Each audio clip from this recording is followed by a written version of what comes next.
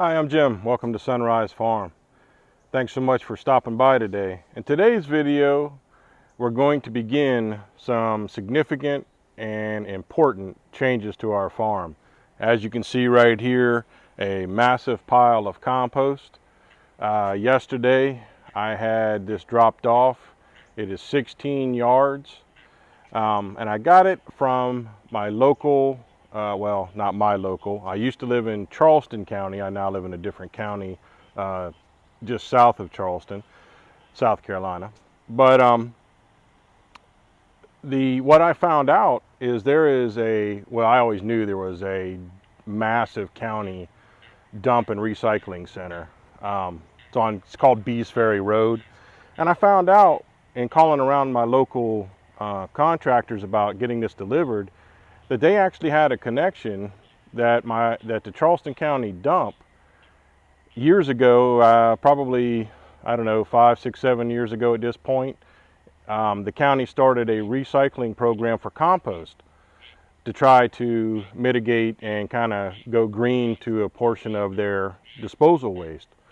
And it's since, in I think 2020 maybe when I read it up, has been taken over by a private company to assist them, because that's all they do is compost.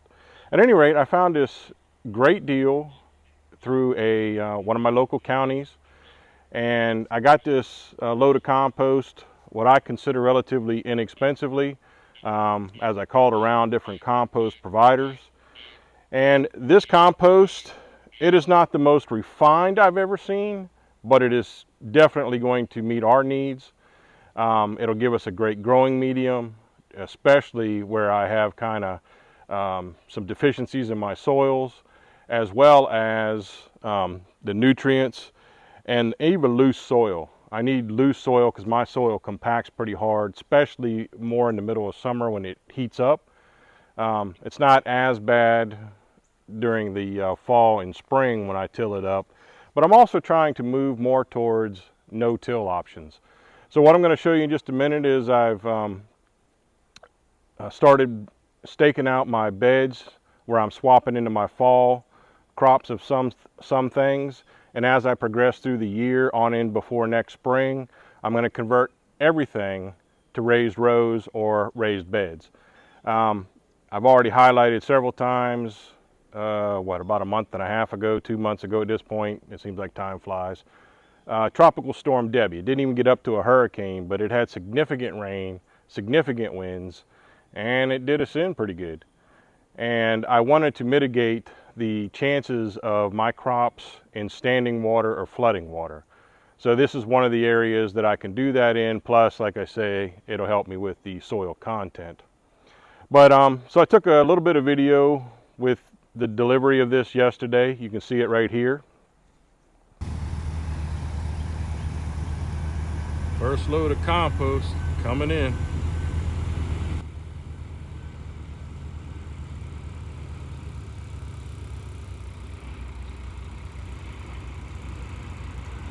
You're good.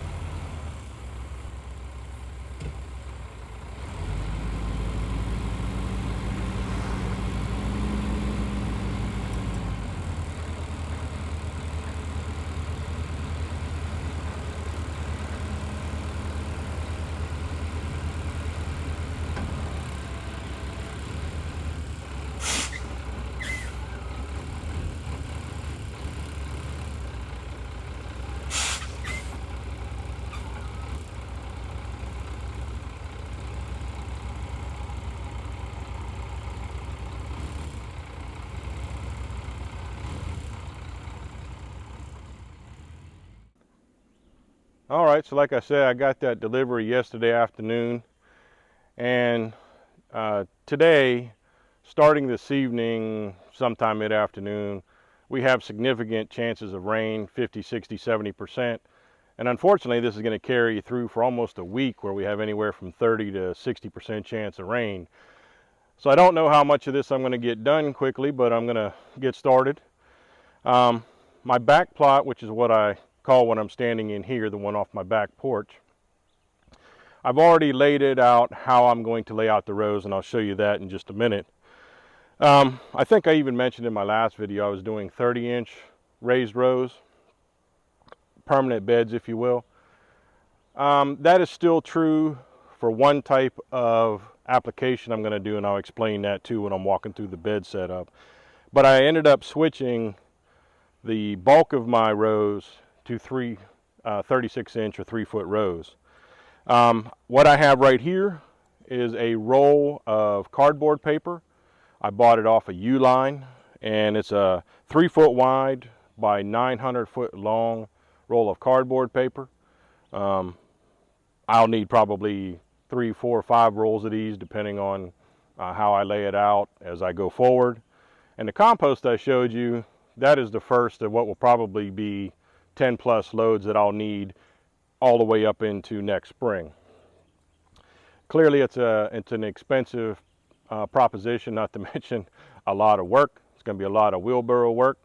So fortunately my 2 sons are going to be helping me along the way as they have days off from their actual jobs.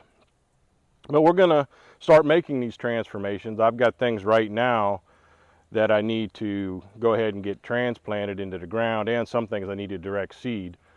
Things like beets and radishes. I should have already done it, but when I made the decision to go this route, I just decided to wait, because I'm kind of tired of fighting weeds and grass and bad soil. And so I'm going to start making these changes as I can afford it and as time will allow. So having this roll of cardboard paper, basically it's thick wrapping paper. You might have experienced it before. I'm rolling it down, as you can see behind me. I'm rolling it out first as basically a weed barrier. Now you could certainly do this with cardboard if you could get your hands on enough cardboard and lay out pieces, parts, and then put the compost over it. That's how a lot of market farmers get started. They just put down cardboard. Sure, no problem. I've actually done it. Worked great. You can even use newspaper. And to my knowledge, I've seen plenty of people use newspaper, and no, the ink in them doesn't seem to affect anything as far as crops go. But I chose this route. It just seemed like the simplest to me. I could buy it in 900-foot rolls. With delivery, I think this roll cost me 75 bucks, I think. Don't hold me to that. I think that's what it was. But so to me, it just made sense. I can roll it out in my 3-foot rows, or even my what will be 30-inch rows, and I think it'll work out just fine for me. And one thing I didn't mention about the compost I got, it was actually a side benefit to me. At some point next year, I'm going to try to switch to be certified organic and go for that certification. Not sure just when. I need to solidify some of my processes, and that takes money, but there's also NRCS grants for it, which I'm looking into and talking to my local rep. But what I found out as a kind of a benefit to that I wasn't even aware of is that their compost is actually certified organic. So that'll actually be a tremendous blessing for me when I do get that point. And I didn't mention the price, but I'll go ahead and mention it. The 16 yards I bought cost me $650 delivered. And I also want to stop right here and make a point to say thank you. I've had a few people already give gifts to our First Fruits ministry, and in part, this is what it's helping doing. It's helping improve our farm so that we can better improve our produce production, so we can better meet the needs of our community and give to those who might otherwise can't afford to do so. So if you happen to watch this video and you're one of those that gave a gift to us here on our farm through our ministry, thank you so much. A tremendous blessing. And words would never express the way I truly feel about it. But at any rate, so it's organic, so I'm very blessed about that. But let me bring you in a little bit closer and just show you my bed layout. And all of my farm is going to end up looking like this, so I'm not going to walk around the entire thing. This is the one I kind of concentrated on so far.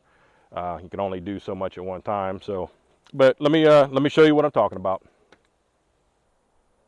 So as I stated, this is my back plot that you might recognize from the layout in some of my previous videos.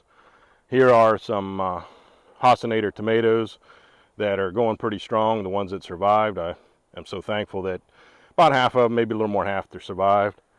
I've got a double row of cucumbers right there. They're looking real sweet, coming along real nice. But what I'm doing is, you can obviously see my raised bed that will end up being like all the other raised beds that I'm doing, which will be 2 feet high. I'll build up those sides.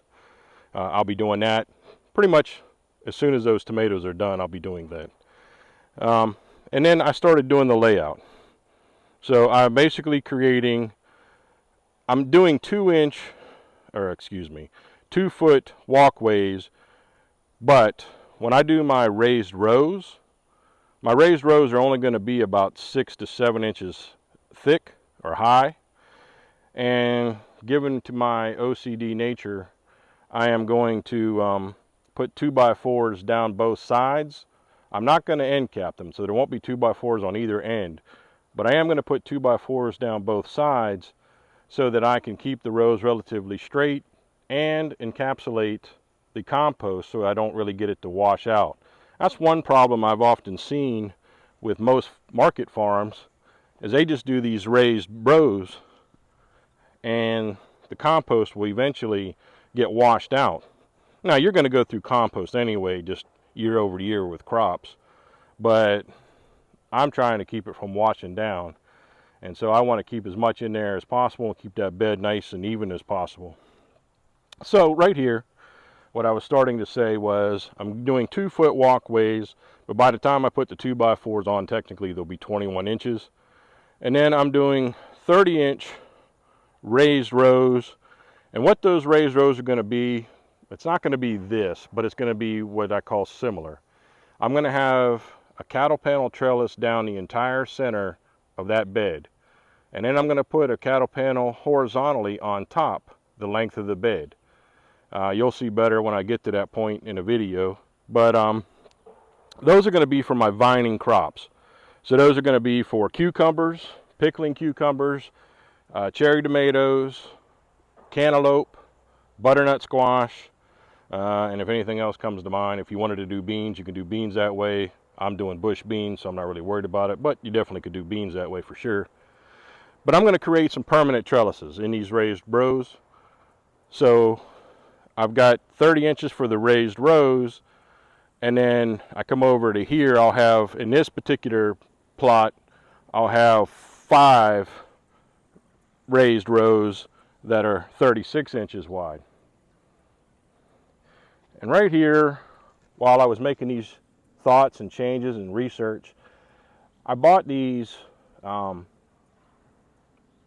landscape staples, but I found some that had these little plastic caps on them so it'll hold down better and it won't just tear through something.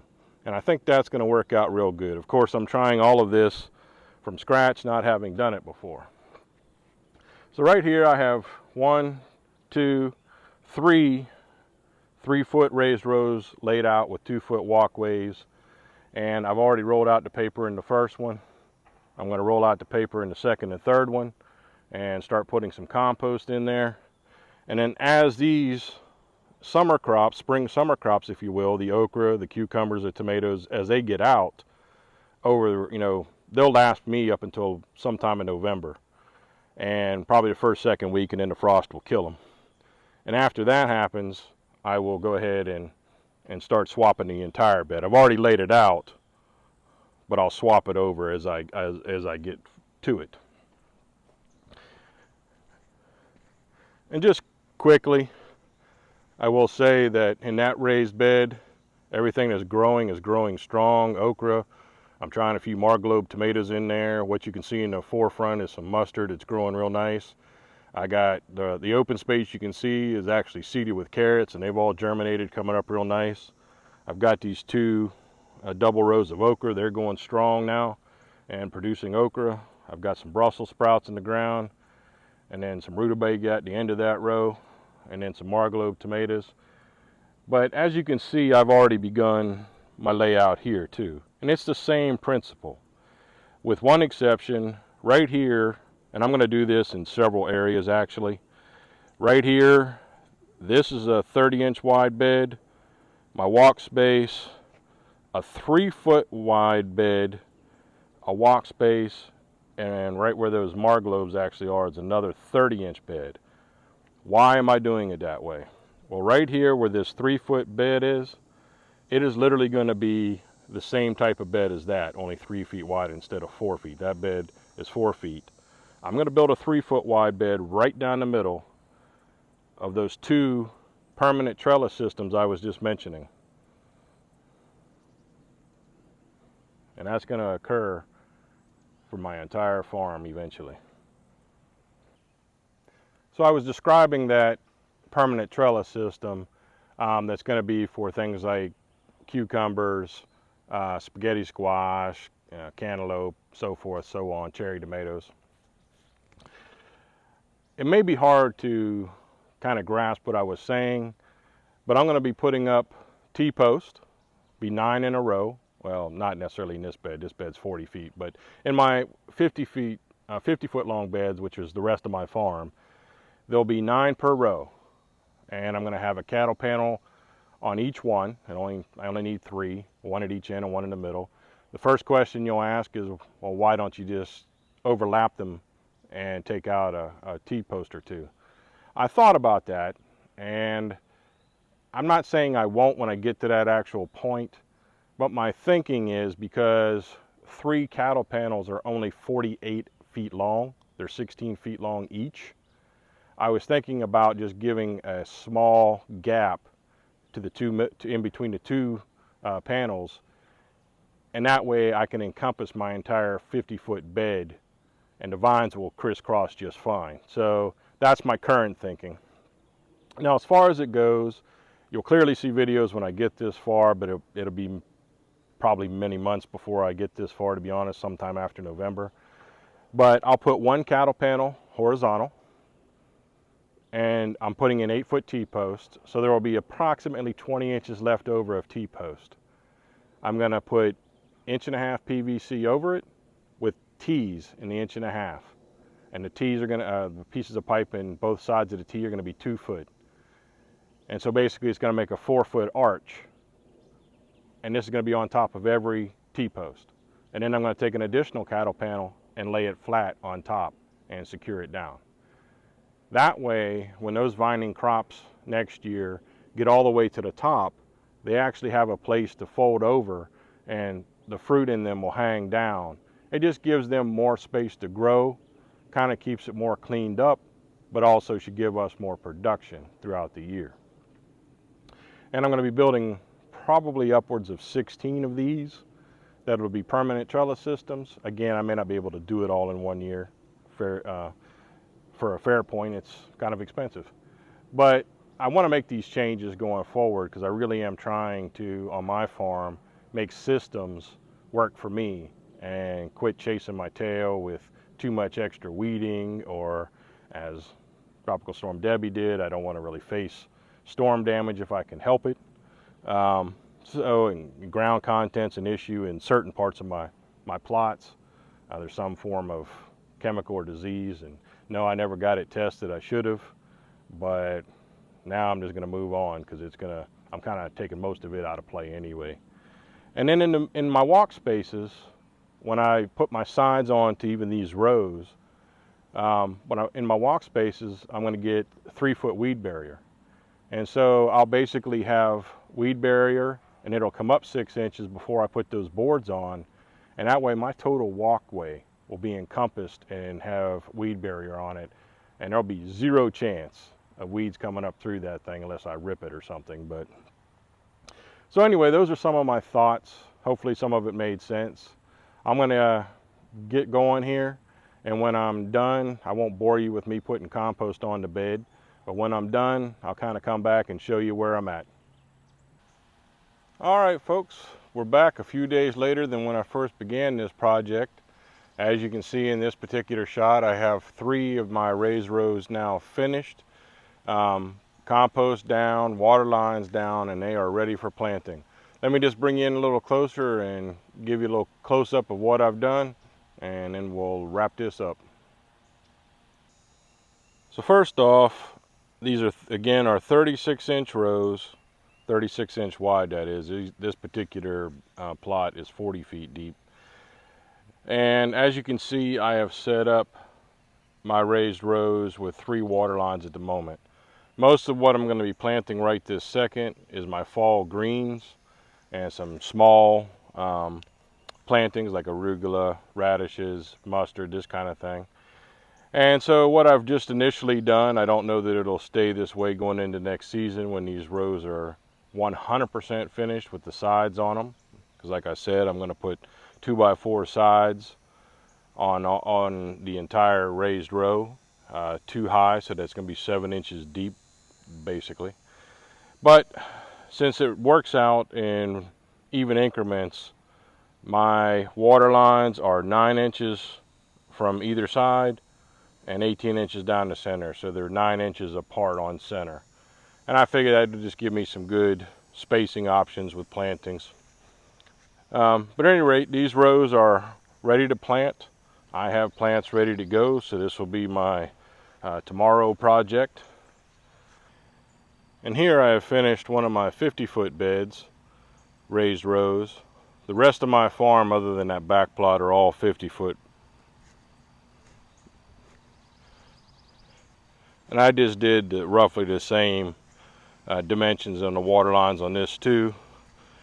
This bed actually is going to be slated for collards, which I'll be planting tomorrow afternoon or when I can get the quickest opportunity. And as you can see over there, I'm next to my turmeric, which is doing great. I'm anxious to see the results coming up here in a month and a half or so. My Margalobe tomatoes are starting to come around. After that storm, they took a beating, lost some of them, but now they're starting to put on bloom, so that's encouraging. So anyway, we are ready to do some planting. All right, folks, well, when you're putting those raised rows in by hand with a wheelbarrow, as you can see in the shot right there, I just leaned it up against my pile.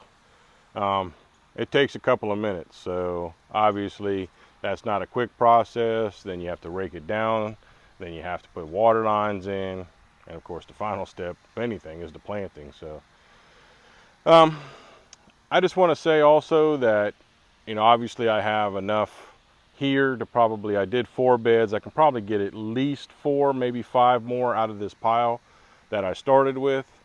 So if I get anywhere up, even if I get close to 10 raised rows out of the one mound, that's going to be, I think, pretty good for my calculations of how much a yard would handle, a cubic yard that is.